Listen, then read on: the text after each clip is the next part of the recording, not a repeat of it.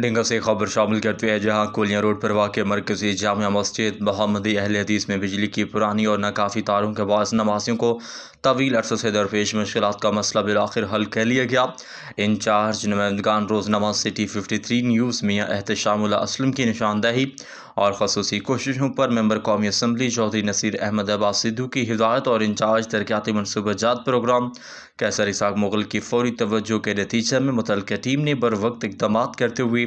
مسجد میں 4 کور بجلی کی نئی تاریں نصب کر دی ہیں۔ اس تنصیب سے مسجد کو بجلی کی فراہمی کا دیرینہ مسئلہ خوش اسلوبی سے حل ہو گیا، جس پر مسجد انتظامیہ اور علاقہ مکینوں نے اطمینان کا اظہار کیا۔ اس موقع پر مرکزی جمعیت اہل حدیث ضلع گجرات کی